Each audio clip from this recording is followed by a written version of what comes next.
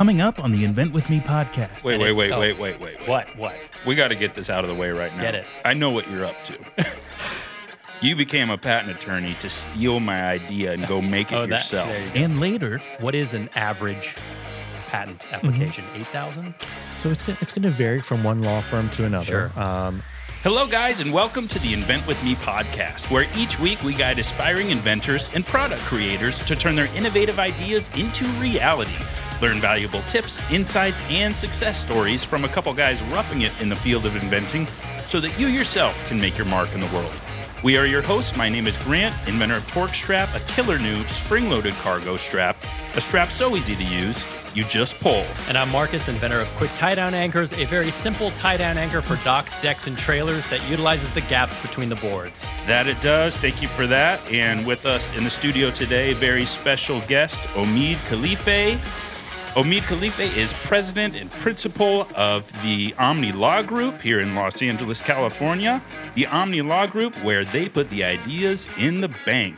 Omid, thanks so much for coming, man. Oh, thanks for having me, guys. This is awesome. This is really awesome. We're super excited. You know why? Because we've talked so much about intellectual property. We've given so much unsound legal advice that we're about to get raked over the coals, I'm sure, for the next hour. Yeah.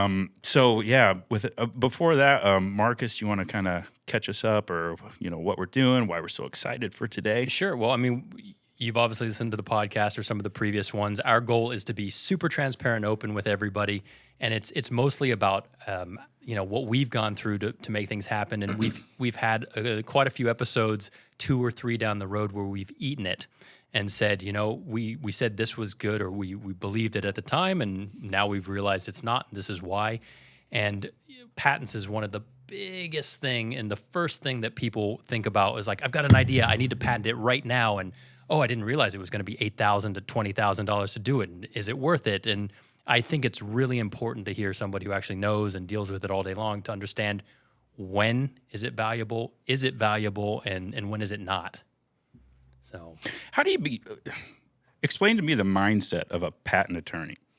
What were you like as a kid? Well, actually, a good place to start is probably what it takes to be a patent attorney. So one thing that differentiates patent attorneys from every other type of attorney is that they have to take and pass a different exam other than the state bar exam that they take to become an attorney. And that's called the patent bar exam. And so one thing that all patent attorneys have in common is that they all have some sort of science background. So my background is in neuroscience.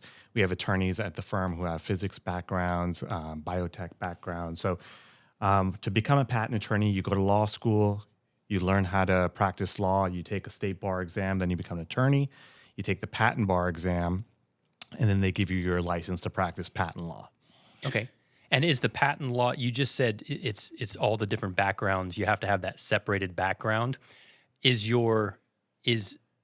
patent, the patent part that you actually end up passing, is that uniform across all, or it's specific to what you learned? Like you said, the question. neuroscience.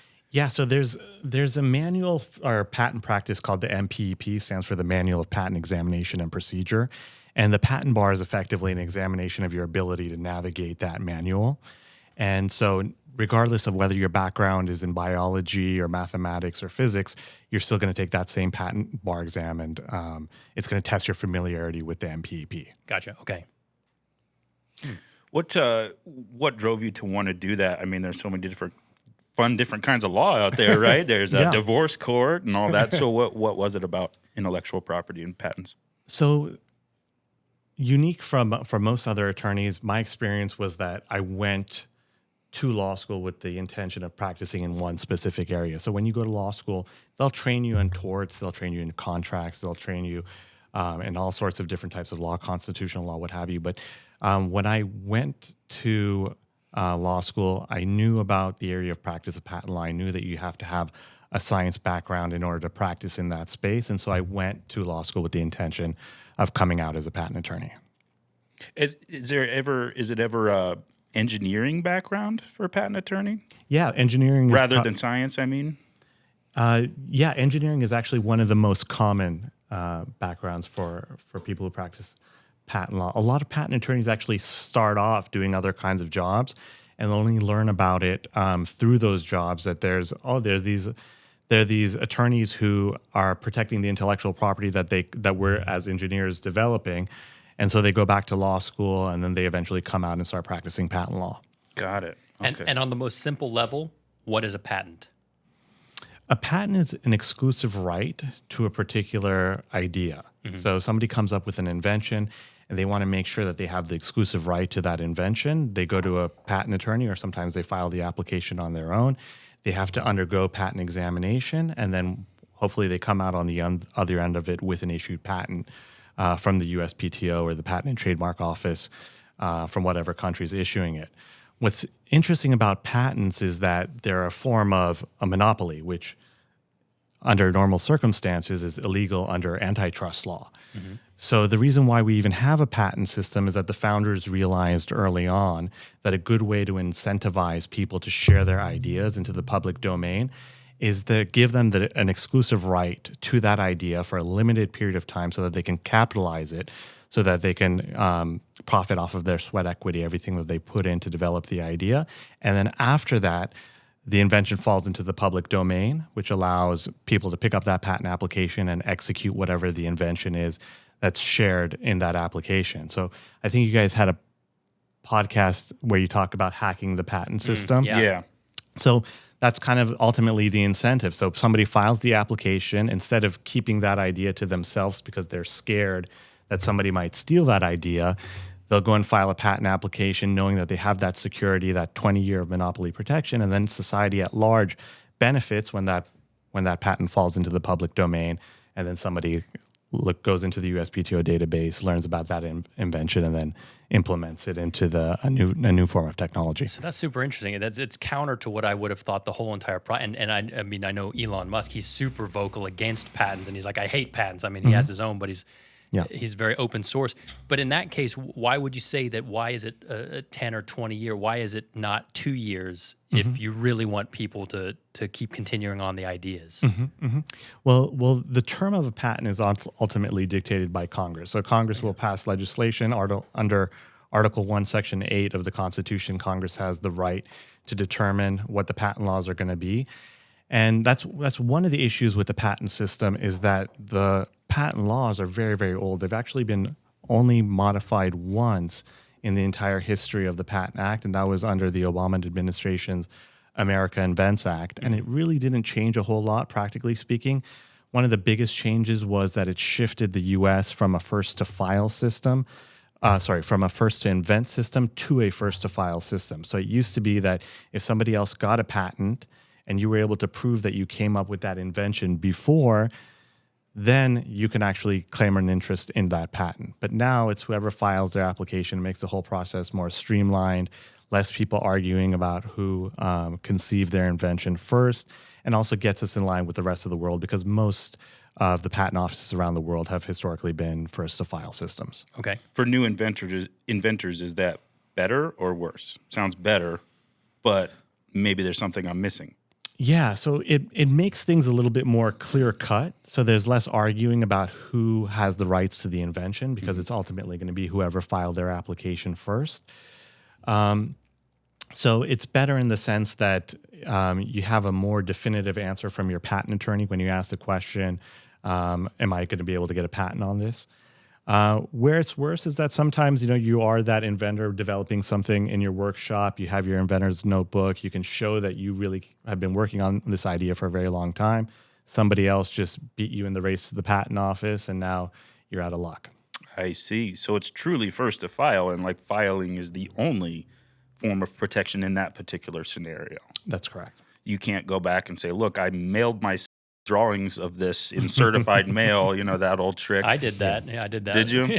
Is there any legitimacy to that? No, not at all. I guess I'll just throw that away. Yeah, you can open that letter now. Yeah. For those of you wondering, I forget who told me. I think when I first came to L.A., me and my buddies had a small film production company. We made some crappy show that we were going to pitch around, because Midwest guys coming into L.A., we're going to be famous because we work hard, and So we go to an agent. She's like, well, here's a trick, guys. She just told us a bunch of really unfounded information. Start your own LLCs. You're going to be stars and blah, blah, blah. And then she said, certified mail the script of the show to yourself now. And it's that moment in court that you hold up and we're like, okay, and we did it. Whatever. I mean, it can't hurt, but a part of me knew, like, if it's that easy, it's probably not worth crap. Yeah.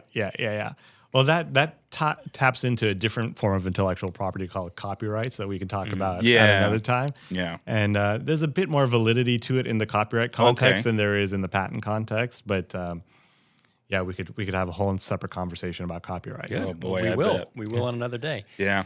So let's begin at the basics. So a lot of our listeners, I've got an idea. Wait. What? We got to get this out of the way right now. Get it. I know what you're up to. You became a patent attorney to steal my idea and go make it yourself. There you go. Yeah. What do you have to say to people when they're hesitant to disclose an idea to you? First of all, do you run into that, and what do you say?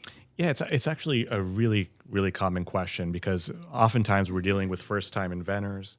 And as you guys both know, your invention is kind of your baby at that point. It's different than when we're dealing with some of our larger multinational, multi-billion-dollar corporations with their whole R&D departments, and they're totally disconnected from the invention. Very different from a first-time applicant who they envision amazing things for this product and how it's going to make them extremely wealthy and how it's going to revolutionize the world. Right. So, of course, they're going to be reluctant to share the idea. They'll ask us about non-disclosure agreements, and generally at our firm, we don't sign non-disclosure agreements, and most attorneys don't. Good. But you should know that anything that you disclose to an attorney in pursuit of a patent, in this case, is going to be covered by the attorney-client privilege, irrespective of whether you hire that attorney or not. So you can feel relatively confident. But just like any other service professional, do your due diligence, do your research, make sure that it's somebody who's competent, who has a good reputation, and take solace in the fact that patent attorneys actually have the lowest incident rate of discipline by any state bar. So they tend to be, because ultimately at their heart they're all kind of science nerds anyway, and so they're not going to be inclined to steal your ideas. Does that make beginning inventors your most annoying clients because they're skeptical and they have so many questions and they need a little bit of hand-holding?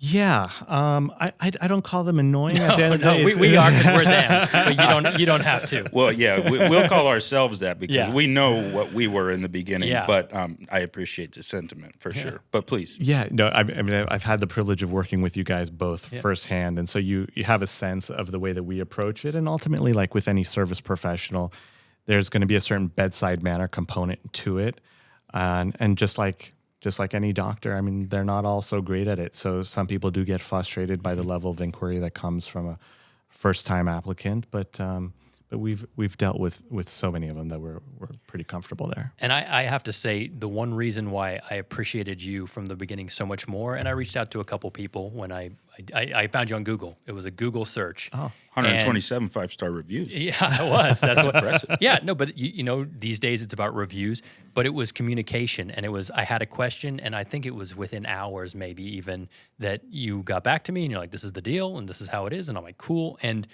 I think those of us who need a bit of hand-holding is if instantly you feel safe and you realize that you're being listened to, the rest of it you're willing to start letting go much quicker. And you know, other people didn't get back to me, or they did, and it was very dry. And I have to tell you that personally, it was super great, and I appreciate that. And that's why I had mentioned you to Grant, and Grant's like, "Yep, that's great." I had an experience. I got fully patented with someone else, and nothing against them. It's just your style was better, you know. And I think that's huge for anybody listening. So obviously that's something you had been conscious of. So what would you say to new inventors when they're trying to communicate with their attorney, what issues they might run into and what red flags, you know, may arise with an attorney who maybe doesn't want to help them?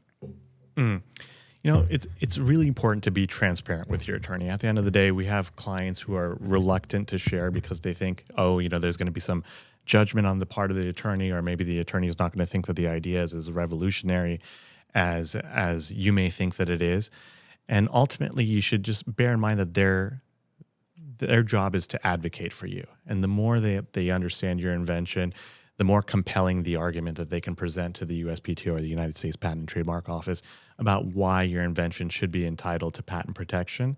So yeah, keep the line of communication open and share freely with them. Cool. And I think that's a big fear too. It's one of the biggest first initial expenses that any of us inventors are going to have is that patent application. And it's not like $500, no big deal. It's $8,000 to $20,000 or whatever it is. Yeah. It's a crap load of money.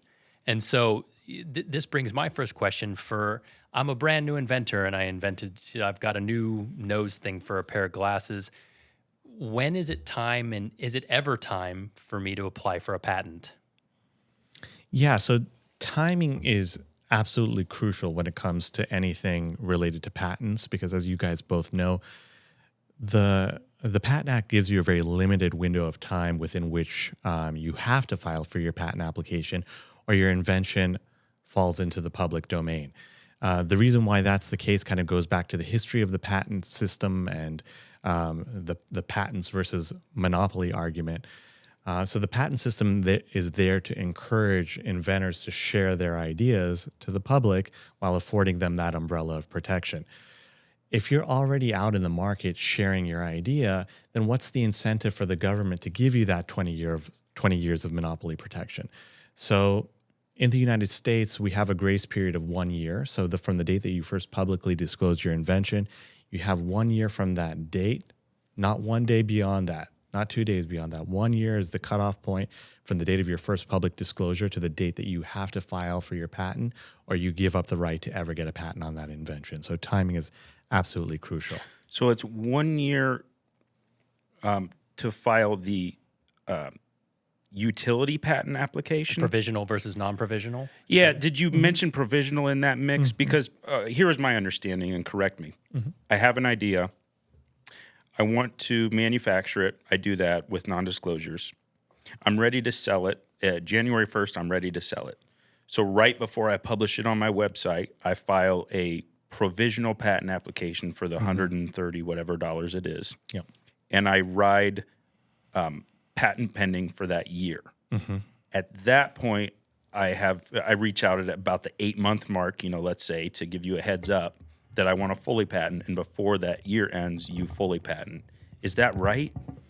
Yeah, so provisionals are, we're entering really murky waters when we talk about provisionals, because it oftentimes gives first-time inventors a false sense of security with respect to the level of intellectual property protection that they have. Yeah. Because like you said, one of the reasons why people will file provisional applications is that they'll go speak with a patent attorney, find out how expensive it is to file a non-provisional application, and then they'll learn about provisionals and say, hey, well, I'll just do it on my own, brand the invention patent pending for 1 year, and then when that 1 year is up, I'll file my non-provisional application with the patent attorney once I've had an opportunity to test the market and see if this thing really has legs.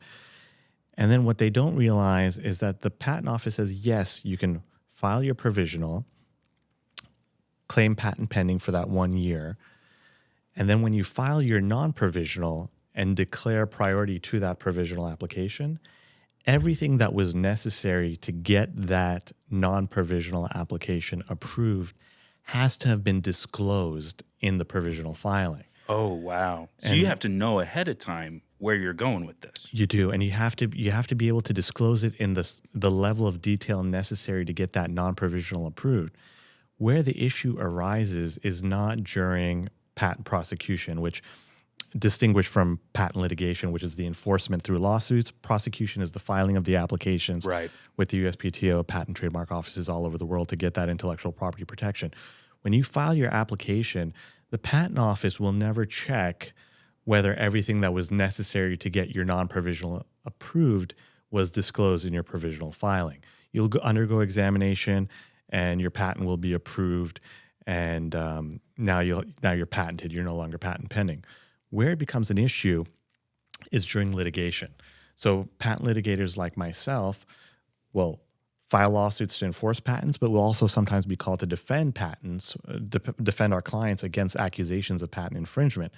And one of the first things that litigators try to do when one of their clients is accused of infringing somebody's patent is to invalidate the other side's patent, because if the patent goes away, the lawsuit goes away. So if you file a provisional, that'll be public record. So as attorneys, we can look up the USPTO database and see that provisional on file, and 9 times out of 10 we'll know that the requirement that all the disclosures be made was not met. And so we'll attack the patent that way, we'll invalidate it, and then all the money that inventor spent in getting that non-provisional, probably $20,000, $30,000, $50,000, will all have been for nothing because we were able to invalidate it. Wow. That's something I'd never even... So that being said, is it ever even worth filing a provisional? So sometimes we'll have situations where it's really impossible to get a non-provisional application filed on time because, as you guys are both aware, it takes a lot. One of the reasons why non-provisionals are so expensive is because it takes so much time for an attorney to research, draft, and then file one. And so sometimes we'll have clients come up to us and say, look, I got an investor meeting tomorrow. These are high-profile investors. This opportunity is not going to present itself again. And I need to be able to go into that presentation and say that we have a patent pending. Now, the investor may not necessarily know whether you have a provisional or non-provisional because it's patent pending. It doesn't say non-provisional patent pending or provisional patent pending. It's just patent pending. So they want to be able to legally say it, because if they brand the pitch deck or the presentation patent pending when it wasn't, that's actually a federal offense, and they can get into a lot of trouble for that. So if they don't have that 1 to 3 months to prepare and file an application, we'll file the non-provisional so that the inventor can brand it patent pending and say that legally. But when we file the non-provisional, we just won't declare priority back to the provisional filing. So once we do the non-provisional, we won't say to the patent office, we want continuity between these two. We're saying this is our entirely separate thing, and you can go ahead and disregard the... And that separates the issue if you had to fight it or uphold it, that it's no longer something to be attacked separately. Exactly. Okay, gotcha. Yeah. Well, that's great to know. Jesus, that's fantastic. When you were talking just then, I had the same feeling as when you're like young and single and your girlfriend comes over and you didn't get a chance to, do a pass through, make sure everything looks good. You're talking about how you should never claim patent pending. If you're not, it's actually a federal offense. I'm like, yeah, that's right. No, but it's stuff you learn along the way. I think a lot of that, what I'm trying to get at is that people are very scared, And I'm a little bullish. I don't know. I had a few run-ins with people who said I was infringing, and I scared them off. You've ran into the same thing, Marcus. And then you kind of get a little bit of confident, and you're like, people ask questions like, "Oh, what if I say patent pending, but when it's not official?" And I'm like, "Yeah, who the hell cares?" But there are things to consider there. Is it common that you run into Is there a IP police officer walking around going door to door saying, "Are you claiming patent pending? Are you really patent pending?" That's a very good question. Which reminds me, we actually probably should state for the record that this is not legal advice. Thank you. But at the end of the day, is that a question that we get asked often? We get asked the question often. Do we hear about that rule enforced often?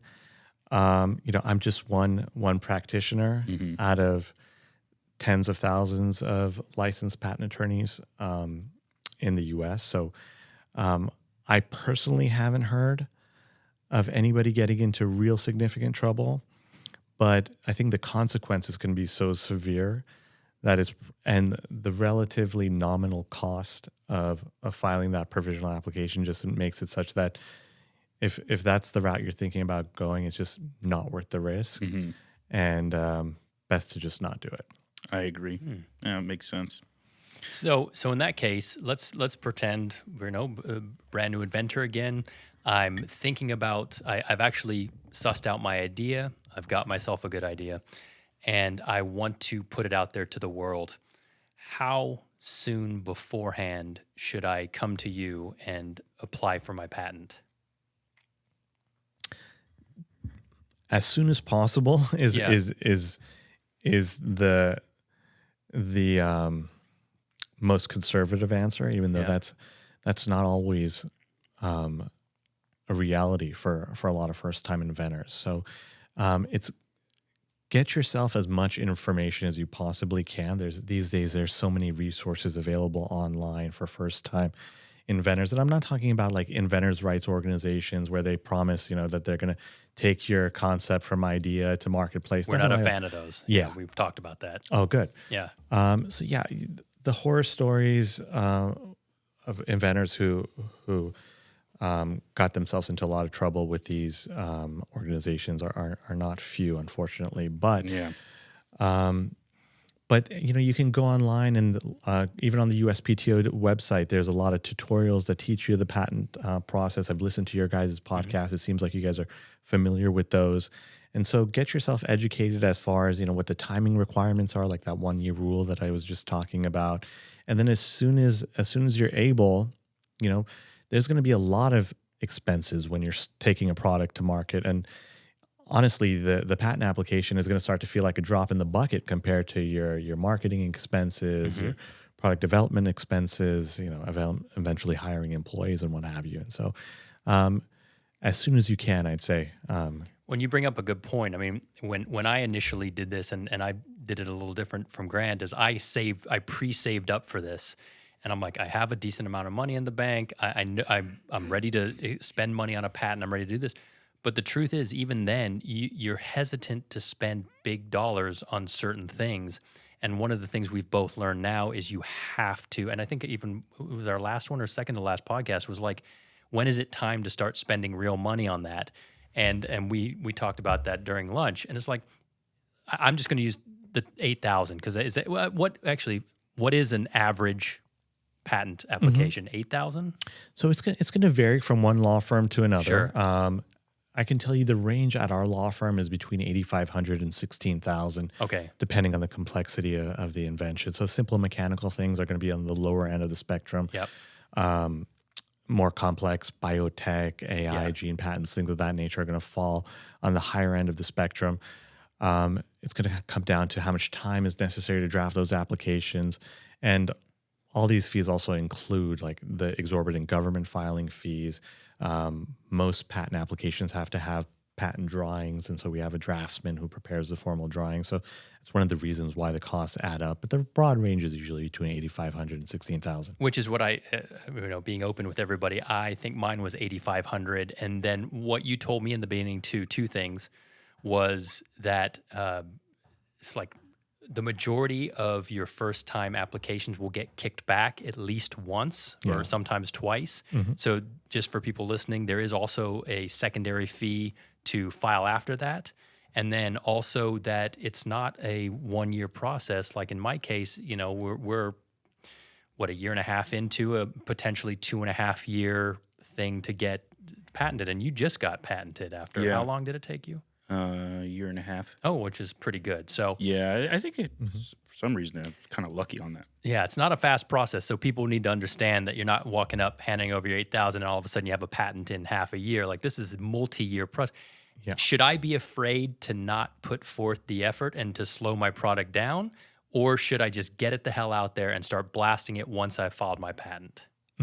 So normally, clients will begin marketing, promoting, looking for investors as soon as their application is filed with the USPTO, because one of the benefits of filing that application is that you're now operating under the umbrella of patent pending, and that has a certain deterrent effect on those who would otherwise want to misappropriate the intellectual property. I always tell clients it's kind of like having a beware of dog sign outside of your house or security. That's cool. Right. So you may not necessarily have a system in place. Yeah. But a thief walking down the street, seeing one house with the sign, one house without the sign, they may be looking for the low-hanging fruit, and they'll target the one without over the person who's gone through the trouble. You're messaging to the world that there's lawyers involved here, and that has a certain deterrent effect. So use that to your advantage. You're spending all this money, so hit the ground running, start promoting your product, and start generating revenue so that when it comes time, if your patent isn't approved right away, you have those funds to be able to get it through to the finish line. So to be clear, though, it is a deterrent. It is not, patent pending is not a legal standing to fight anything until you have the patent. That's absolutely correct. Okay. So you cannot enforce a patent pending. You cannot file a lawsuit Okay. until you actually have an issued patent. Okay. Sometimes people will notify other parties that they have a patent pending, and sometimes licensing deals or assignments where one company buys another person's pending application do happen before the patent actually issues. But as far as filing a lawsuit, you can't do that until the patent actually issues. And I've heard quite a bit, a patent is only as good as your ability to fight it or your resources to be able to fight that. And maybe we just elaborate a little bit on that. It's like, if you get challenged and you don't have the X amount to spend on fighting that, if you don't back your own patent, you lose that patent. Is that correct? Or you can? So there's no legal requirement that once you have a patent that you sue everybody who's infringing on your patent. Right. If you become aware that somebody's infringing on your patent and you do nothing about it, a statute of limitations can be applied there. But you're not legally required to file a lawsuit over every single person who's on Amazon who may be infringing your patent. I meant the opposite, actually. If somebody came after you and challenges your patent, I see. if you can't back your own patent or don't have the resources to do that, then the patent really serves you nothing. Right. So what you're referring to is it might be the invalidation process. If somebody files something with the USPTO and claims that your patent is invalid. Yes. If you don't defend your position, sometimes the USPTO will do their own examination, so you're not legally required even to defend it there. The USPTO might take up their challenge and say, "Look, actually, we've decided that it's still a valid patent," but you don't necessarily want to put your fate in somebody else's hand. You're signaling to them that you don't care that much, that you're willing to defend it, so it can create some issues for you. Okay. No, that makes sense. Are USPTO agents, they're just government agents working on a government salary, right? Yeah, so they're employees of the USPTO, which means that their salaries are paid by the United States government. They're all specialists in the area of patents that they're assigned to. So when you file your patent application, it'll get assigned to a particular art unit, which is each art unit is a series of specialists who focus in on, if you're doing a mechanical invention, they're going to be mechanical engineers. If it's a biotech invention, they're going to be So they're people who understand that area of technology. This is not their first time being exposed to this particular type of invention. And they're also going to have science backgrounds, and they're going to be familiar with the area of technology that they're examining under. I see. Hey, you see my office back there? I want to put my patent with that little gold badge up above my desk. Where's my certificate? How does that work? So once your patent issues, the USPTO will send you a very fancy document with a gold seal with the seal of the United States Patent and Trademark Office on the front, signed by the Commissioner of Patents. And as soon as you receive it, there'll be companies who'll start sending you solicitations where they'll got the solicitations, but I didn't get the seal, the certificate from the USPTO. Okay, so it usually takes a couple months from the date that you pay your issue fee. So once a patent is approved, that's not the end of the line. The USPTO will help themselves to a couple $100s of your money as issue fees. Yeah. So did the attorney. Yeah. It was to get my business name on the patent, to pump up my business valuation. He's like, yeah, we can slide that in there for $150 or something. But okay. Again, drops in the bucket. Yeah. Running a business is expensive. Yeah. Probably you had to effectuate something called an assignment agreement, which transfers ownership, because the default rule is that the inventors own 100% interest of the patent unless there's a contravening agreement. So you probably had to fill out an assignment agreement to transfer the rights from you as the inventor. I'm presuming that you were the only listed inventor, because if there's two inventors, then it's a pro rata share. So each inventor owns 50% unless there's a contravening agreement. So you transfer the ownership over to the corporation. Now it's an asset of that corporation, and it does hopefully have a positive impact on the valuation. Okay. Because, I got the solicitations probably a month and a half ago. So maybe they were really early on the jump. Maybe I should still be waiting a little bit more for the certificate itself. Shiny certificate? Yeah. Then it had me thinking, I'm like, well, shoot, I should have bought it from those guys, because I'm wondering if I'm ever going to get it. And I never reach out to my old attorney because he's in New York and he's 3 hours difference, and it's like always a pain in the butt. That's why I hired you. Yeah. But anyway, yeah. Well, I'm glad to know that might be coming, but I'm also going to double check because I'm really, I was anti-patent for so long, but when you get one, you kind of change your tune. I got a patent. Yeah. Go ahead, try me. No, please don't try me. I don't have the money to fight it. But no, it's funny. So not to cut you out of this part, but when would you suggest not spending $8,500 on you? If you really have no interest in taking a product to market, we have a phenomenon called white paper patenting, which is basically the only place where that invention exists is in the pages of the patent application.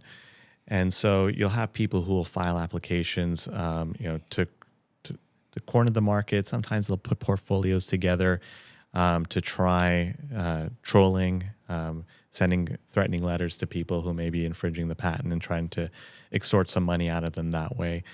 But even then, you'll have some inventors who have a really valid desire to see an invention come to market, but they just don't have the resources. It might be, something extremely complex that you might be able to sell to a big corporation who will be able to get it off the ground. So even then, I wouldn't paint it with such a broad brush to say, if you're not planning on bringing it to market yourself, don't ever do it. But just don't be one of those people who's filing patent applications because you don't want to advance the state of the art, but really you just want to extort money out of people by sending mean letters. I would have I'm sorry, like buying not an expired patent, but a patent that didn't come to fruition. Say I find my neighbor, he's like, yeah, I got a patent 7 years ago, but I gave up on it. Oh, I'll buy it from you for $50. I buy the patent rights, and now I go and patent troll people. Is that a thing? It is a thing. Damn, that's dirty, man. Yeah. Hey, have you heard of this patent troll? I've heard of patent trolls. I haven't heard of like buying up, half used. I was watching an episode of Silicon Valley on HBO. Actually, I watched it a long time ago. I rewatched it before this podcast because it's one of those things. It's like the TV shows where the bully's picking on the little kid. It just grinds your gears. This attorney sends a friendly email to this startup company. Says, "Hey, I think there may be an infringement. No big deal, but let's just have a little talk." And he says, "You know what? I'm going to go to this guy's house. He's probably a tech guy like me. We're probably just going to hash it out. You've dealt with this. We're just going to go back and forth." Goes over. It's this old man. He's like 75 years old. Got a big smile on his face. "Oh yeah, I'm suing you. Here you go." Smiles and waves. And what it was he bought the copyright to this song in the 60s. He got the copyright for $5,000, and he's been using that copyright because it's so similar to so many things. He's just suing people all around town, and he's just basically extorting them for $20,000 a piece. He has no intention of taking it to court. It's just like, hey, give me some hush money and I'll go away. Yeah. And it just grinds my gears. And at the end of the episode, he ends up sticking it to that patent troll, not through the legal system. He pulled some tricks to make him believe that he never really owned that copyright in the first place, that the copyright was bad in the beginning because it was actually knocked off of a song before it. But long story short, this patent troll thing, talk about it. Like, have you experienced it? Yeah, we've unfortunately for some of our clients, we've been called to defend against some of these trolls, and thankfully, for the most part, things have turned out okay. But it's still a huge inconvenience for them, and attorneys are not inexpensive, and so just even if you prevail on the merits, the fact that you're out of pocket your attorney's fees, which you aren't able to recover, is a strain on clients. So it's terrible. It's terrible. Yeah, and also when you look at the constitutional provision we talked about, Article 1, Section 8 of the Constitution, that allows Congress to pass laws to protect inventions. The purpose behind that is to advance the arts and sciences. So when you hear about stories like this, the question becomes, how is this advancing the state of the art when it's actually the opposite of that, right? Counterintuitive, yeah. Exactly. So it has a deleterious effect on the advancement of a particular technology because people are too scared that they may be sued, so they just don't go to market. I think that's the vast majority of people. I would too. Yeah. Will I get sued? I just don't. I don't want to be in the spotlight. I don't want any of that. I think it's a really sad thing. When you think patent, I don't think of I've ever felt the air of patents are there to help you advance technology. Patents always put some sort of fear into you in some way. Like, you're not touching my idea. I can't touch your idea. That's the whole point. And it still is really funny for me to hear, and I get it, that the whole setup was to help advance technology, society, and all that stuff, because it doesn't feel like it. Even though you can see that it could, but it's either fear or a sense of being bulletproof. Yeah. You have the one guy who hears patent and he shudders. You have the other guy who thinks, I thought of an idea. I just got to slap that patent on it and I'm good. Yeah. Oh, my God. And the ironic thing is that they're both wrong. Yeah. It's so true, man. Slap a patent on it and get paid. Why isn't it that quite that simple? Oh man. Well, I mean, as entrepreneurs, you guys both know what it takes to actually take an idea and actually make it into something tangible. And then after you've made it into something tangible, make it into something tangible that people know about. And then once you do that, make it something that people know about and want to buy. And then sell it at a reasonable price and deal with manufacturing. I mean, the things that entrepreneurs have to deal with through their entrepreneurial journey can be really daunting, and not everybody's made for it. Now, there's the whole other group of people. A lot of them are selling the courses. A lot of them are selling the books, who say, screw all that manufacturing, screw all that entrepreneurship. That's for the birds. Slap a patent on it. Learn how to pitch for licensing. Do you deal with that? Have you helped people with that? Have you seen any of that? So I have seen people license their IP. It's oftentimes after they've attempted and haven't been successful of bringing that product to market. Not all the time, but oftentimes that's the scenario, because if they were able to do it on their own, then they wouldn't need to license it to anybody else. Now, sometimes they'll be in a situation where selling it to a big corporation will allow them to have a bigger marketing budget, to make more people aware of the benefits of this particular invention, and ultimately sell more units. So in some instances, it makes a lot of sense to do. But there are going to be cases where it's just because they weren't able to do it on their own, and so they need somebody else to take it over for them. Which is it's really good in that case to hear that, because we've always been big advocates of, people do pitch that, oh, you're just going to license it, you're going to make all this money. You're not, and it's don't. And you start doing it, and the more you start thinking you're going to delegate in the beginning, the more you realize, I'm starting a company, and I didn't want to do that. And then now I'm learning about manufacturing. I didn't want to have to deal with manufacturing. And you do, and if you have the oomph to do it, the rewards seem so much greater, and you end up with the ability to make so much more off of your invention than you would getting a cent or 2 cents per whatever it may be. Definitely. Yeah. And the other part of that is that if you actually take the first steps and get the product, it doesn't have to be world renowned, but just get it to market, the valuation of the company is going to be significantly greater, and your bargaining position is going to be phenomenally different. So let's use an example. If Inventor comes up with a new electronic device that they want to sell, let's say to Apple. Okay, but they haven't built it. They just have the patent in hand. Well, they're going to go meet with those executives, and the executives are going to know that if we don't buy this, we're not losing out on an opportunity because it doesn't exist on the market at all. So we're not losing any sales to this particular person because there are no sales. As opposed to if you're already on the market and you're moving units and they can see the potential in it, and they're like, oh, if we don't buy it, somebody else will buy it. Now you have something that's an executive at a big corporation may be interested in buying.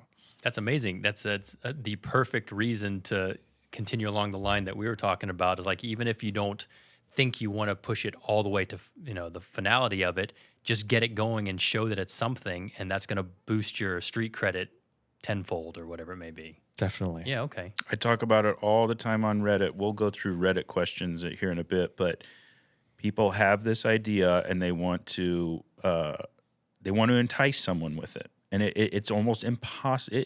It is 99% impossible to get these meetings if all you have is a napkin drawing. If you have a patent plus some engineer drawings, it's kind of possible. It's still very much an uphill battle. And what I always tell them is make yourself undeniable. Put the product in their face. Show them that you sold 100 units in 30 days. That's much better than coming to somebody and say, hey, I have an idea. Can I tell you something? As opposed to that, you go, hey, I sold 30 of these in 30 days with no marketing expense, and I know exactly what customer buys it and what price point they'll buy it at. Would you like to hear more? Yeah. Those are two very different conversations. Yeah. How many contestants on Shark Tank have you seen with nothing but a patent in their hand? Yeah, Seriously. None. That's the biggest joke was the first thing I said when, I invented this. All the friends are like, oh, we're going to see you on Shark Tank. I'm like, no, I don't have a patent, and I also have sold none. And my favorite stories about those, I think it was a guy, and he had a little nose. It was like a little thing you stick on your nose, and it was a filter. No way. He sent me some of that product. Oh, did he really? Yeah, when I was going viral, he was like, hey, will you push this? I'm like, yeah, send it to me. So this guy, and he's on there, and at first all the sharks are just kind of like, what does this seem so stupid? And like, oh, do you have any sales? And he said something like, he's like, yeah, I got an order from Saudi Arabia for 2 million, or it was something. So, and all of them were like, boom, and that was it. It was just street credit. Like that was it. So back to patents for a second here.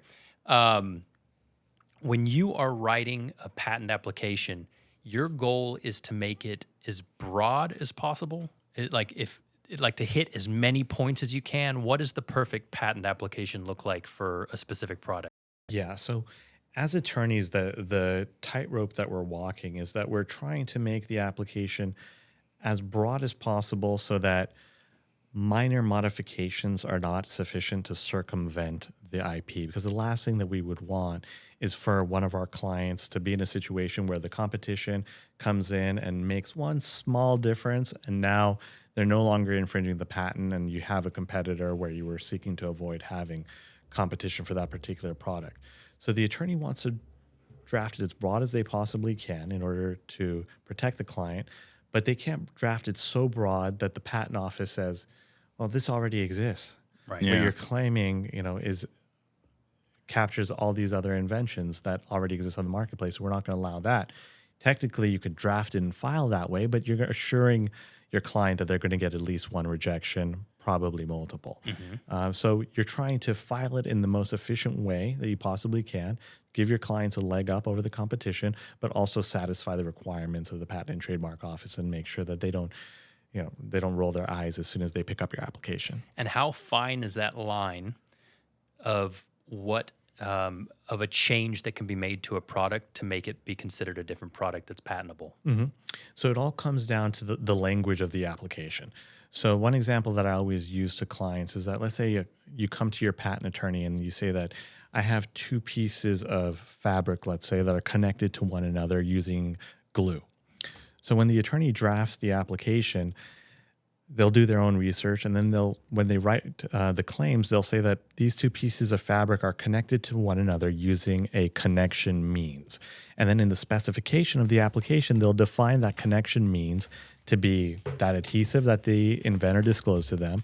But they'll also find out that the job may be accomplished by a button or a zipper or a hook and loop fastener, which is the legal term for Velcro. Mm-hmm. And they'll just go through the list and expand on that as much as they possibly can so that when the next company comes along and swaps that adhesive for another connection means, it still falls within the scope of the invention and they can stop them using their patent. Which makes sense. And that's why my one paragraph description of my product that I gave to you turned into 20 pages of a patent application. That's right. Because you're basically covering all the bases so somebody can't just say, instead of glue, we're not using glue, we're using a button, and now it's a different product. Exactly. Gotcha. Right. Okay, well, that's good for people. What can your brand new inventor have pre-planned or thought out for you that would help you the most when it comes to talking to you? So we talk about the final embodiment not being the only embodiment of an invention. So you may come to your patent attorney and say, look, this is the way that I built it. And the reason why I built it this way is that these are the tools that I had at my disposal. But if I had more resources, I would have done it this way or that way. Well, your patent attorney can disclose all of that in your patent application, and they can draft the claim language so that it encompasses all these different embodiments that are not the final embodiment. Okay. And that way, everything that you file is now part of the prior art. So if somebody submits that in their own patent application, your patent will already have addressed that, and their application will be rejected based on your reference. And then later on, if you want to expand on the scope to include all those different embodiments, or you can file what are called continuation patent applications, whereas one patent sprouts into two. So now you're covering this version in one patent and the other version in a different patent. Lots of different opportunities that your patent attorney will walk you through.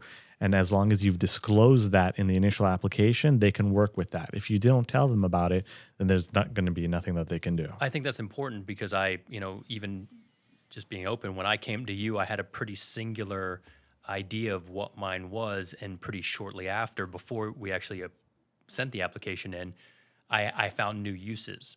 And we included those new uses into that to make sure we covered all those bases. And I think it's also, maybe that's a good tip for people, is maybe find out some multiple uses or other things, or brainstorm bigger than your initial thought to make sure that gets covered, because you kind of only have one chance in the beginning with that initial cost to kind of cram it all in there, right? I mean, Absolutely. It can be amended later, but it's not an easy thing to do, and it's not a fast thing to do. Yeah, and you can only amend to narrow down. You can't amend to expand the scope. Okay. So throw as much as you can in there, because the patent office won't take any issue if you take away. Right. But if you're trying to add what's called new matter, it's going to get kicked back, and the patent office is going to tell you that you have to file a new application. And when you file that new application, your old application could actually be used as a reference to reject your new application. Wow. So you get into real muddy waters. But, jeez. That's a good. So if you're narrowing down the I lost my point. You've applied for the application.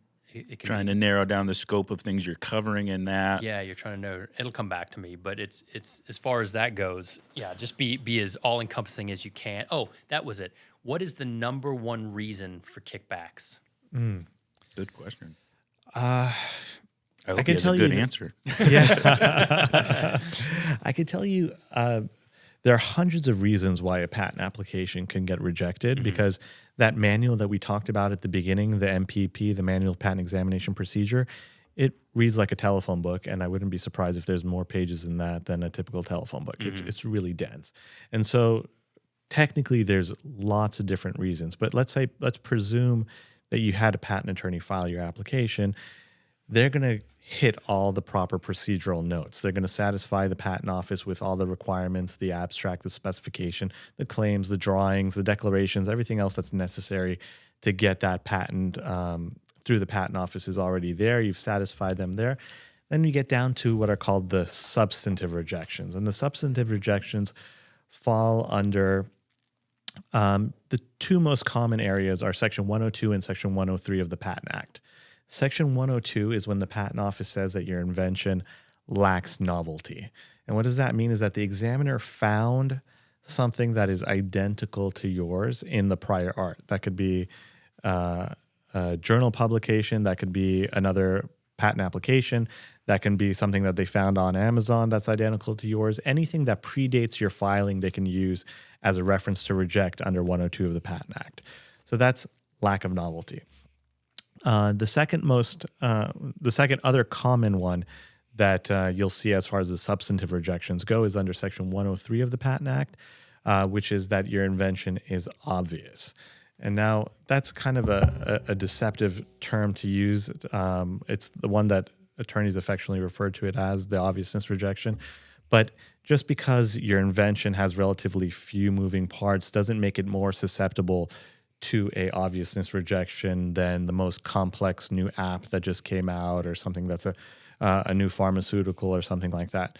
What the obviousness rejection allows an examiner to do is they agree that we weren't able to find anything under Section 102. We couldn't find anything identical to yours. But what we're going to do now is we're going to take one reference that we found that has parts of your invention, combine it with another reference that we have that has the other parts of your invention, And then we have to argue that it would have been obvious to one of ordinary skill in the art. Somebody who practices in this space would have found it obvious to combine these two and come up with your invention. And so as you can imagine, that's highly subjective. One examiner is going to find something obvious, a different examiner is going to find something completely different under the obviousness rejection. And so the courts have set forth very strict requirements, and the Patent Office has set forth very strict requirements for what requirements an examiner has to meet in order to qualify an obviousness rejection. And still, it's something that the attorneys and the Patent Office argue about all the time because, again, it is very subjective.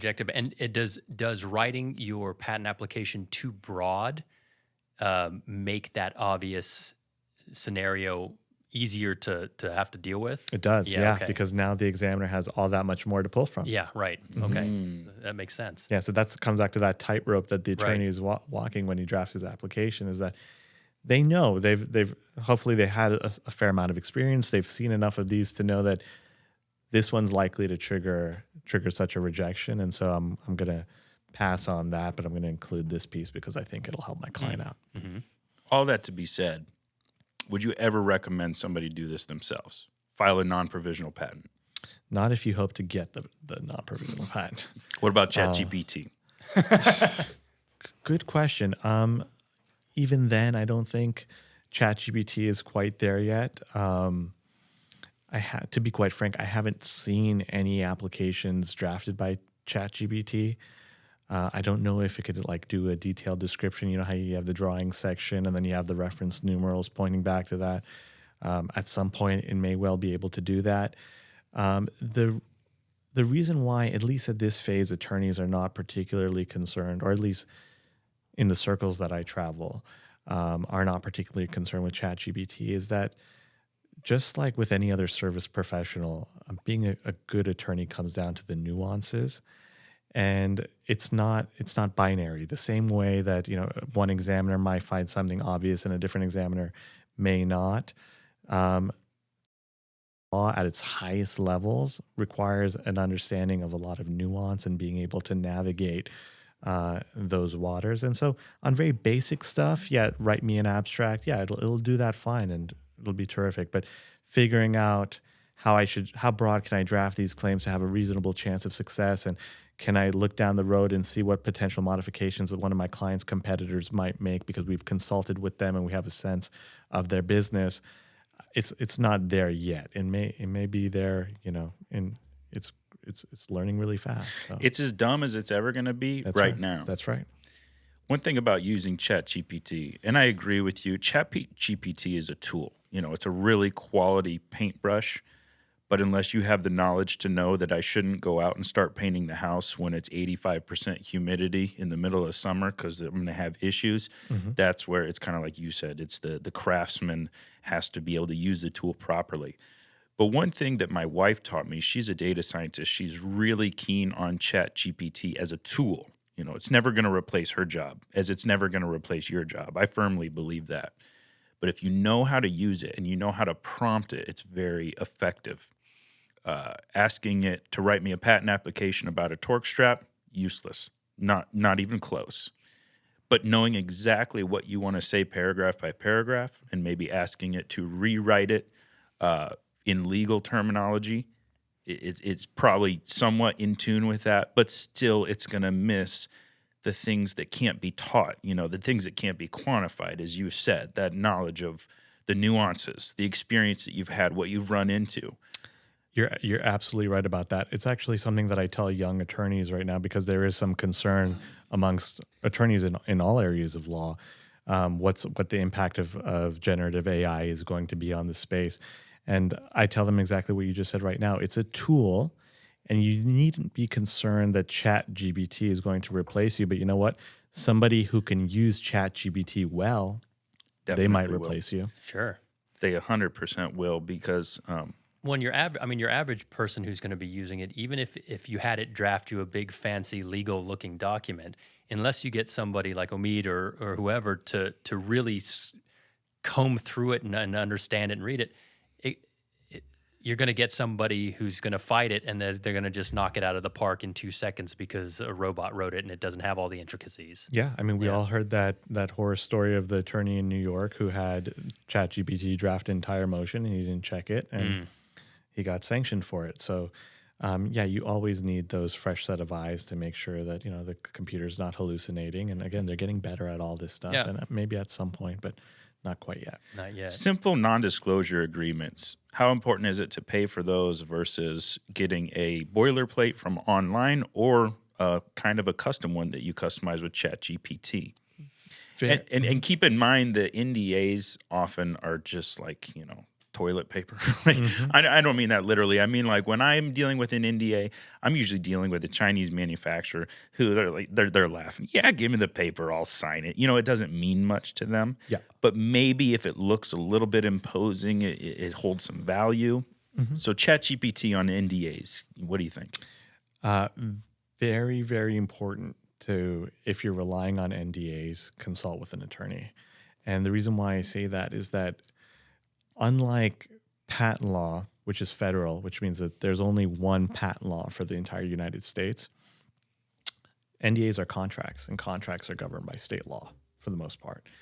And so if you're trying to get an NDA to stick, it's very, very tricky in a state like California, for example, to draft a non-disclosure in a way that will be enforceable. Because the state has very particular rules that govern how they have to be drafted, what needs to be disclosed. Because oftentimes people will pull non-disclosure agreements off of the internet, and what they'll effectively say is that Party A agrees not to disclose the information disclosed to Party B at this particular date, at this particular time, and both parties sign it, and the party who presented the NDA walks away thinking that, okay, I'm in the clear, he signed something. But when it becomes an issue, is an agreement is only as good as its enforceability, right? And so Party B violates the agreement, Party A sues, they go to court, Party A says, this is what I disclosed to him. And then Party B says, no, this is what I disclosed to him. And the judge says, well, all of this is hearsay, none of which is admissible, and throws the whole thing out. And so there are very particular guidelines that you have to follow in order for an NDA to be enforceable, and usually boilerplate is never sufficient to satisfy those requirements. Wow. I hadn't thought of it that way, but it's so stinking obvious. I could say, because you're right, you assume that, you print out that NDA from online, and you assume you kind of picture yourself in court. Your Honor, they signed a non-disclosure, and they're disclosing things I told them. What things that they told you? So the fact that he told you your birthday? Or the fact that he told you that this hook and loop is the key ingredient to make this thing go, and no one else knows it but me? What did you disclose? Exactly. Wow. Well, and that being said, and not to push any legal advice, but people are going to take those boilerplates, maybe modify them at their basis. They should put as much information that this is the invention, this is all the things we're going to talk about, this is everything I'm going to say to this person, that's it. Right. Those are the things they should put in their homemade NDA. That's right. Totally rolling. We're back from the break. Sorry about that, everybody. And what were you talking about, Marcus? So basically, we're just touching base on, if you're going to create a name for your new widget or whatever it is, what is the best type of name that will give you the most success in trademarking? Perfect. So as we said, you don't want to be too descriptive. Although, like I said, you can talk to an attorney, figure out something called secondary meaning. If the consuming public associates you with that brand to such a degree that it warrants trademark protection. The example we talked about over lunch was Booking.com, a recent Supreme Court decision around that issue. But generally, strong trademarks are either fanciful, which means that they're totally made up words, arbitrary, where there's no correlation between the mark and the goods and services that you're selling under that trademark. So the example there was Apple for selling electronic devices, or Apple Records for a record label. As long as there's not a high degree of correlation between that phrase and the goods and services that you're offering under that mark, you should be good there. And then another example that we used was suggestive marks, and that's when the mark creates an impression in the mind of the consumer of what it is that you're offering without actually describing what it is. And the example I used for you guys was the trademark of our law firm is the Idea Bank, and we have that registered with the USPTO. We're not a bank. We don't have a vault where we store people's ideas, but it conjures up a vision in the mind of the potential client of what it is that we do. We protect people's intellectual property. We try to keep their ideas safe and protect it against misappropriation. Okay, well, that's important. I mean, again, take mine as an example. I used 4 words that are very common, and you put them together, and they're still common, and it doesn't really give you a spit image or anything of mine. So if I were to narrow it down, I could have made something like quick be spelled different, and maybe something snazzy would have been a better chance. And I'm not out of I can still appeal and I can still try to do that. But if you have the luxury of coming up with your name from scratch and you haven't marketed it yet, do something different enough that you're not going to have to deal with common issues. Definitely. Yeah. And be careful of those misspellings too, because the trademark office will treat the misspelling as though it's the proper spelling for the purposes of examination. So even the misspelled quick could likely land you with a descriptiveness rejection. But again, these are all the things that attorneys will help you navigate so that hopefully you don't have to wait those 10.5 months, the time it takes to get assigned to an examining attorney at the USPTO, to find out that your application's been rejected. They'll tell you ahead of time by doing the due diligence for you. Gotcha. When I filed my patent for TorkStrap, originally I was really anti-patent. I mentioned that earlier, and it was because I had looked up all the horror stories and all the people who had one impression of what a patent was going to be and found out as something totally different, which was it wasn't a right to sell. It wasn't a end-all, be-all protection. It was a form of protection, a preventative measure, and it was certainly substantial for people who understand what it's for. But if you're just filing it. Anyway, I heard a lot of bad news, and honestly, I kind of wanted to hear it because it was news that was going to save me $8,000. So for the first year, I was provisional patent pending status, right? I did that myself. And then the company reached out to me, said I was infringing on them. And they said, well, we're the only ones who can make a flexible spring with an elastic portion in it. And I said, well, I'm not using elastic. They said, well, what are you using? I said, you're welcome to buy a TorkStrap and find out. It wasn't quite like that, but essentially it's what I said is like, well, look, I don't build it that way, and bear with me. Like, I'm at my construction job right now. We can talk more. I'm open to it, but this is what I know. This is what I'm doing.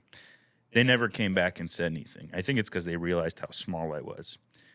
But that was a point where I got the opportunity to say, okay, I know there might be a snake in the grass, and now I know what patent, because they told me the product. Now I know what patent to target when I write my patent to make sure that we work around that. I love that phrase that I'm quoting now, work around this patent. So we used it heavily to work around it. I thought that was very beneficial because I used that year to learn more about the industry, to understand what my target was with this patent, and therefore I think I probably executed a patent that's a little more precise on what was important rather than just a strap with a flexible portion. So, do you want to pat me on the back? Or? Well, but good job, Grant. I'm proud of you. What's important about that, though, and is what we talked about earlier. If their patent had been written, if they do have a patent, I don't even know if they have a patent, but if they did have a patent, and it was written broad enough to say with a central piece that could stretch in these forms, that could cover 10 different types of things, a spring, rubber, this or that. Absolutely. But, that's why it's important to be super precise, yet also a little bit wide enough that you get to cover a few other things. Yeah, that's But good job, Grant. Thanks. That's what I was waiting for. Well, look, the main reason I brought you here, and I want to do this live on the podcast, is I have a new invention idea.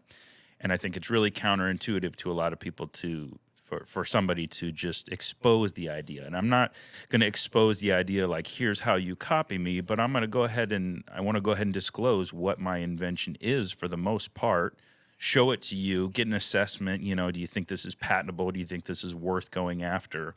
But before I do that, just assure me, as far as like from a prior art standpoint, that we're within legal bounds to eventually protect this idea once I show you. So I guess what I'm saying is, am I running a risk by showing you on this podcast right now this invention? I may not film it fully, but we'll talk about it, in broad terms. Yeah, so if you disclose your invention on the air, in sufficient detail that people will understand what the invention is, certainly if you put it on camera, that will start that 1 year clock ticking to the date that you have to file an application. A non-provisional patent application. Correct. Right, okay. So, yeah, that's definitely something to be mindful of. Other than that, if the objective was to get a sense of whether or not a patent would issue on anything that you file, that's not something that, an attorney is going to be able to tell you off the cuff, just because, as you're probably aware, there are millions of issued patents, and those are just the issued ones that the patent office can use to reference against you when the time comes for examination. There's going to be millions on top of that are applications that never got issued or pending applications. And then, of course, all the other prior art that an examiner can pull, any printed publication, any other product available for sale. So I will not be able to give you a clear sense of what the likelihood is that a patent will issue based on any application that you might file. But I totally understand, the service that you're doing for your listeners and the learning opportunity that exists by sharing this and walking through them, allowing them to walk through the process with you. Got it. Cool. So you're definitely going to patent it after this. Let's put it this way. After my little spiel, I want to decide if you're going to buy one or not. How's that? Yeah. All right. So I'll move the microphone over there, and Marcus, you can give commentary. But sure. Here, I'll show you. And I haven't shown you yet, too. No, so I'm excited about it. All right, so this is, as we know, Grant has invented and patented the TorkStrap, which is a cam buckle with a spring-loaded section. And he has gotten no end of inquiries about an actual ratchet version of that. And he has now invented a ratchet version of his patented TorkStrap. So historically, Omid, my TorkStrap has been as simple to use as a just pull action. But the issue with the just pull action is you can only get something so tight because you're relying on the man or woman power of the user. But what people love is the spring-loaded mechanism in the TorkStrap because it gives dynamic tension. Okay, it allows the strap to adapt to the load, whether it shifts or sinks. I didn't think I could implement a ratchet into my old style because it was going to be too cumbersome. It was going to take up too much real estate, kind of lengthwise. So this is something I came up with, and I'm excited about this. I want to patent this because it is so much easier to build. This essentially can all be achieved with a simple assembler in China with a sewing machine, right? My other strap requires heat shrinking and different things that are just really time consuming. So essentially how it works is, let's strap down a can, for example.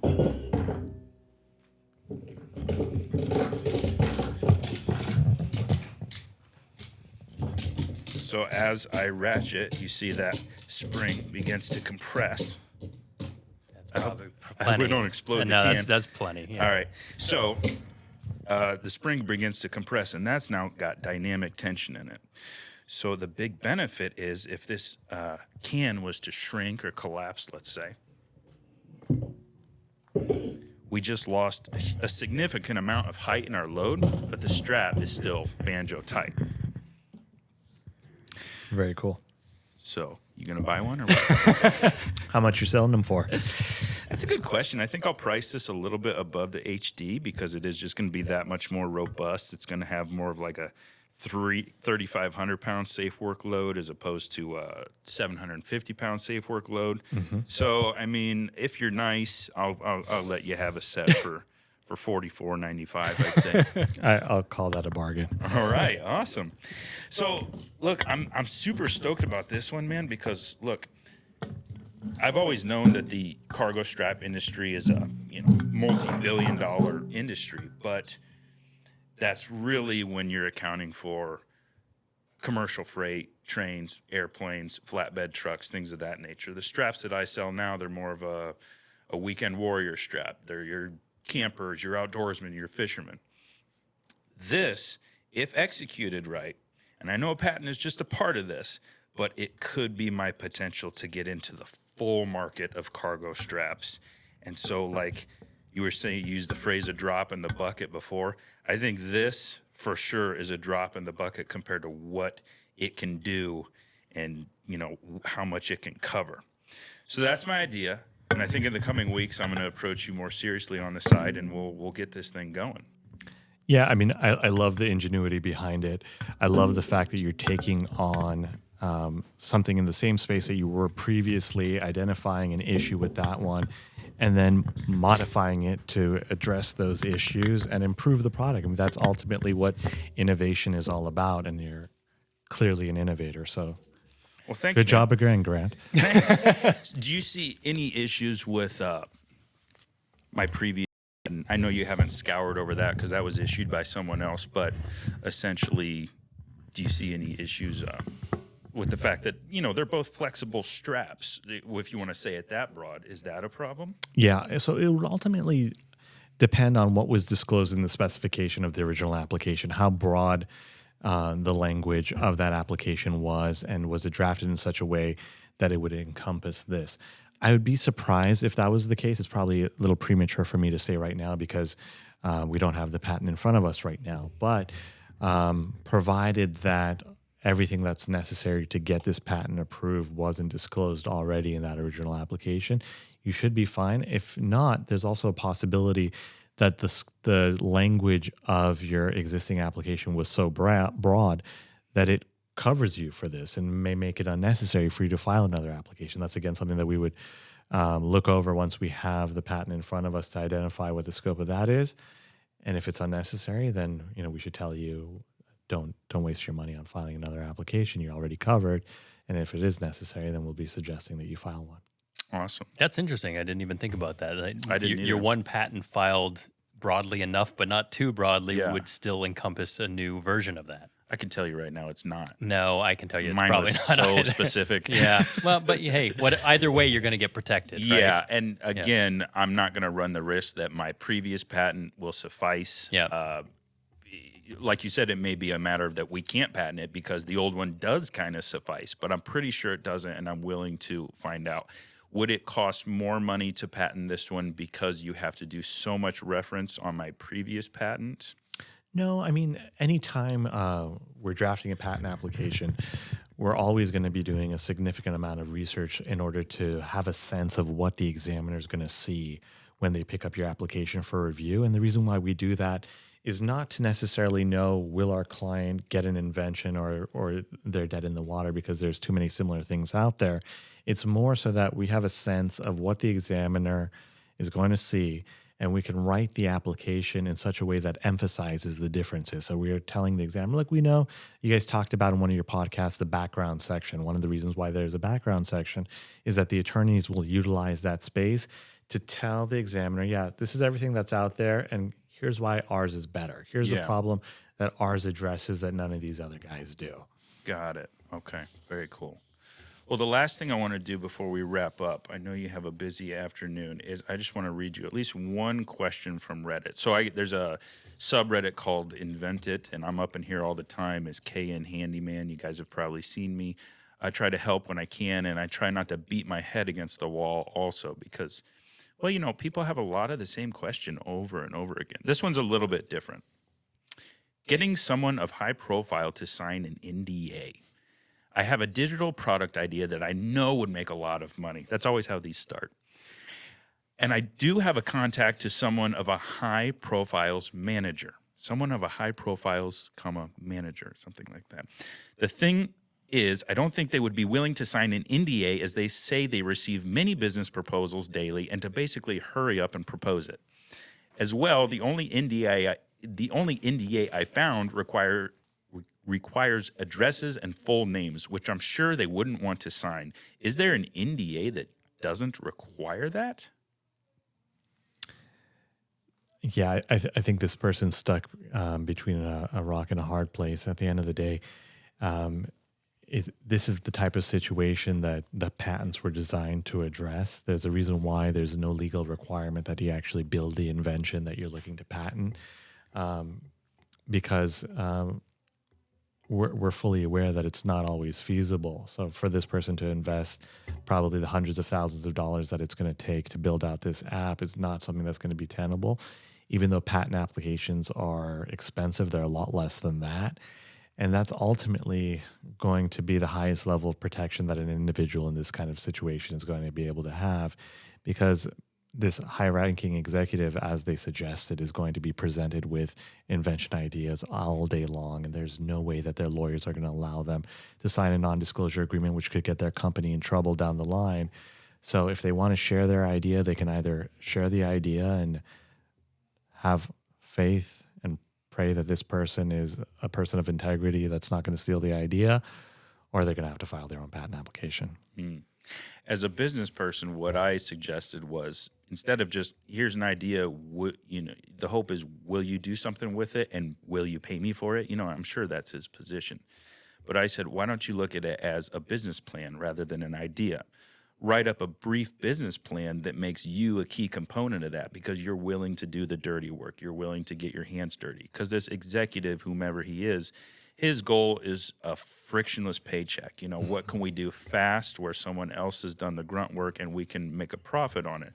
I don't want to test. I don't want to guess. I don't want to pay you for something that may not even sell. So my suggestion was to, make a little business plan, make yourself part of it. It's skin in the game. We talk about that all the time. The more you put forth, the higher the value of whatever you're proposing generally is. Yeah, I think that's reasonable. Again, this is not legal advice, because there's going to be a certain degree of risk that's inherent to a proposal like that. But at the end of the day, if they don't have the resources to protect themselves in a conservative legal way, then convincing somebody that you're integral to the success of that invention may be enough to make sure that they bring you on board. Well, and it's like we said, I think if that person listens to this podcast, we addressed that in a few different ways earlier, and that's just, I didn't want to start a business. Now I'm starting a business. Like, once you get your claws into it and you get it out there and people see that it's yours, and then your bargaining power to go to this person is, I have this thing and I'm already doing it. They're like, oh, okay. Yes. Opposed to, hey, here's my napkin, here's my idea. Then it's just... Exactly. Yeah. Here's another one. Need help. I'm an 18-year-old with the best idea I have had in my life. I'm listening. I've searched the internet. It's never been done before, and I want to create it, and I don't know where to start at all. I'm sorry, he uses like a lot of run-ons, so I'm reading it very awkwardly. I don't know where to start at all. I don't know how to research. I don't know how to do anything. If anyone has time to give me some advice, please, anything you have. Look, this guy, well, he's gotten 9 comments, but I'm sure it's just people tearing him apart. Look, man, you're 18. I didn't know anything at 18 either. First of all, don't feel bad about that. What I would say is, the internet's your best friend. This podcast is your best friend. We've kind of consolidated all the muddy mess out there into one concise place. If you're willing to give the hours to listen to it on your way to work or whatever, it could really unravel all that for you. But I don't know, Amit, do you have any advice for this young man? Yeah, I think get yourself exposed to as many resources as you can. This podcast being one of them, the USPTO website being another. There are volumes written on entrepreneurship, which is going to be integral. Patents are just one piece of the entrepreneurial puzzle at the end of the day, as you guys are both fully aware. It may help to have a patent application, but it's not the be-all, end-all of your business. If you're not operating your business well, if you don't have the appropriate margins, you don't have the appropriate advertising budget, you don't have the appropriate infrastructure, you can have the best patent in the world and it's still not going to do much for you. So at the end of the day, familiarize yourself with what it means to get an idea off the ground, and just know that a patent is part of that equation. So don't get too caught up in it, but make yourself aware. Knowledge is power, And so the more that you have, the better off you're going to be. Awesome. And the USPTO has surprising amount of videos on their website. I found that out not too long ago. So do go and just start, like, how do I do this? Boom, there's a video on how to do this. What does this mean? Boom, there's explanations and videos on what things mean. So don't be afraid of going to the USPTO and learning a bunch on there as well. So, Exactly. yeah. Inevitably, our listeners, if they execute on their ideas, they're going to turn into entrepreneurs. Before we wrap up, is there any books or anything like that you would recommend? Because you're an entrepreneur yourself. Yeah, there's so many. I would say that Influence by Eric Cialdini is a great marketing book that gets into the psychology of advertising and how to make a compelling sale. Never Split the Difference by Robert Voss is a great book on negotiation. We talked about over lunch Who Not How being a terrific resource, and 10X is Easier Than 2X. All great reads. Excellent. I love it. You just gave me 4 new books to read. Well, and we'll for sure put this in the titles underneath. But how do people find you? Oh, so if you could visit our website at omnilegalgroup.com, OMNI legalgroup.com, or you can also find us at omnilg.com, OMNILG.com. Yeah, that's usually the best way, but you can find us on all social media. We have a YouTube channel with some informational videos on patenting and trademarking. We have an Instagram account. We have a blog where we publish weekly on our website. So yeah, just about anywhere you'd normally look to find somebody online, the firm has a presence there. And for us first-time inventors out there, out of respect to Omid and his time and all of his people's time, have your stuff together before you approach him. If you are going to give him an email or send him an email, he's very good about doing it himself, or one of his representatives will do it as well. But just don't be that person who comes out of nowhere with no information and just a ton of questions. At least know what you're asking and be pretty specific about it. And to be clear, Omid is super kind, as you've probably picked up. He will answer your questions. Yep. It is Marcus and I's request. It is. Free up his phone line, because we got some serious stuff to talk about with Omid. We do. All right, guys. I appreciate that, guys. Of course. Look, that's pretty much going to wrap it up for today's podcast. I want to thank you all for listening. I especially want to thank you, Omid, for coming in. It's a real pleasure. Absolutely, man. Well, hey, thanks again for listening, guys. Remember to like, subscribe, follow the show on whatever platform you may be on. Remember, we took the punches so that you don't have to. At the end of the day, take advantage of that, and we'll see you on the next one.